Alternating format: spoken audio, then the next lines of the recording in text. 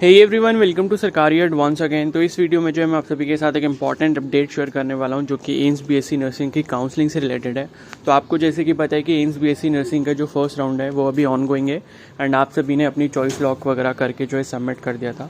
तो इस वीडियो में जो मैं अपडेट शेयर करने वाला हूँ वो उसी बीएससी नर्सिंग की फर्स्ट काउंसलिंग की जो सीट मैट्रिक्स है उसके रिगार्डिंग है और साथ में ये देखेंगे कि रिजल्ट जो है वो कब तक आएगा। ठीक है, तो रिजल्ट की जैसे कि जो आज मतलब डेट जो उन्होंने दी है, एक्सपेक्टेड डेट वो आज की यानी कि 1 अगस्त की। तो आज ही आपका रिजल्ट आएगा, लेकिन आज कब तक आ सकता है उसके बारे में भी डिस्कस करेंगे।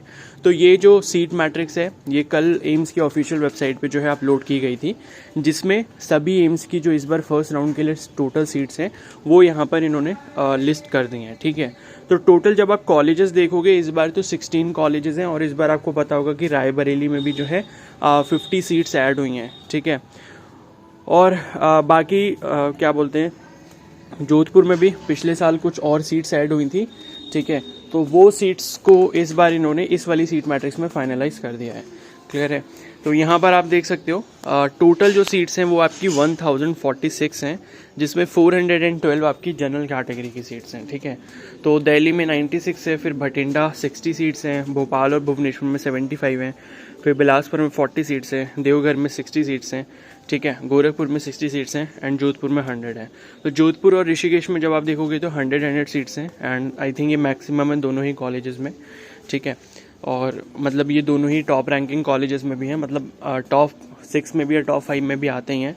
ठीक है, तो यहाँ पर 412 जो सीट्स हैं वो आपकी जनरल कैटेगरी की हैं, बाकी 96 सीट्स आपकी ईडब्ल्यूएस की हैं, 269 जो सीट्स हैं वो आपकी ओबीसी कैटेगरी की हैं और 149 की जो है 149 जो है वो एससी कैटेगरी की सीट्स हैं और एसटी कैटेगरी में टोटल 77 है। बाकी जो पीडब्ल्यूबीडी लिखा है वो सब कैटेगरी है पीडब्ल्यूबीडी।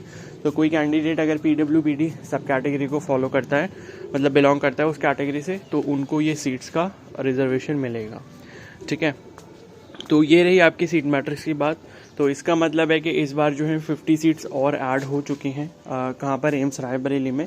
तो यहाँ पर जो कट ऑफ रैंक है वो थोड़ा और ऊपर जाएगी।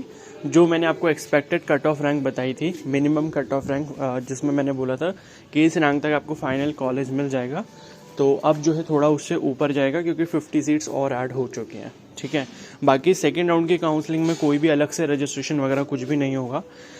फर्स्ट राउंड की काउंसलिंग का जब आज रिजल्ट आएगा, ठीक है, अब बात करते हैं कि रिजल्ट कब आएगा। तो रिजल्ट देखो मोस्ट प्रोबेबली शाम तक ही आता है, 7-8 बजे के आसपास ही आता है। ठीक है, तो हो सकता है कि मतलब दिन में आपको रिजल्ट नहीं मिलेगा, क्योंकि हर साल ऐसे ही होता है, शाम के टाइम पे रिजल्ट इनका डिक्लेयर होता है 7 से 8 बजे के आसपास कहीं ना कहीं। तो रिजल्ट जैसे ही डिक्लेयर होगा मैं अपडेट कर दूंगा चैनल पे। ठीक है, पीडीएफ आएगी, पीडीएफ के फॉर्म में रिजल्ट होगा एंड उसमें जो है आपके रोल नंबर के सामने लिखा होगा, मेंशन किया होगा कि आपको जो कॉलेज है वो कौन सा कॉलेज अलॉट हुआ है। ठीक है, तो सारी चीज़ें मैं बता दूंगा शाम को जब रिज़ल्ट आ जाएगा एंड बाकी अगर उससे पहले भी रिज़ल्ट आ जाता है तब भी मैं आपको इन्फॉर्म कर दूंगा। ठीक है, तो रिज़ल्ट आने के बाद जो है आपका अलॉटमेंट लेटर आएगा, जिसको कॉलेज मिलेगा उसको अलॉटमेंट लेटर भी इशू किया जाएगा, लेकिन वो अलॉटमेंट लेटर मोस्ट प्रोबेबली कल तक उसका लिंक एक्टिव होगा। ठीक है, तो अभी जब आपके शाम को रिजल्ट आएगा तो रिजल्ट आने के बाद बस आप अभी रिजल्ट चेक करोगे, बाकी अभी आपको कुछ भी नहीं करना है।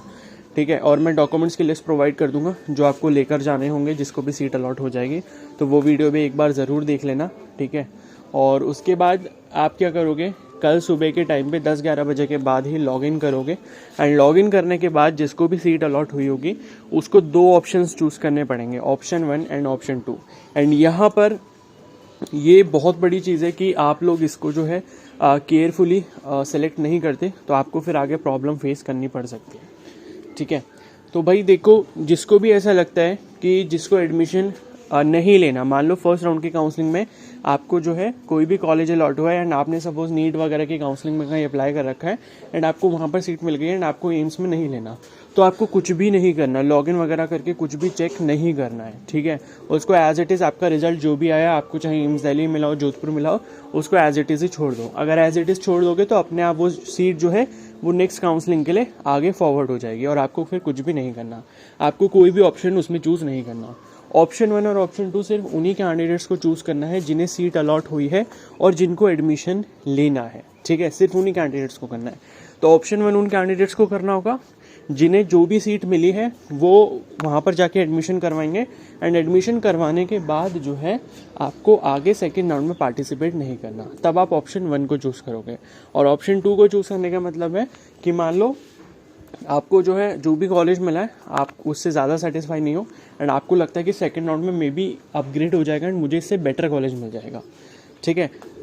तो फिर उस केस में क्या होगा, उस केस में आपको ऑप्शन 2 चूज़ करना होगा। क्लियर है? तो आई होप ये चीज़ आपको अच्छे से समझ आ गई होगी एंड इसी तरीके से आप ऑप्शन 1 और ऑप्शन 2 में डिफ्रेंशिएट करके उसको सेलेक्ट कर सकते हो, ठीक है। तो इसमें बिल्कुल भी गड़बड़ मत करना, ओके।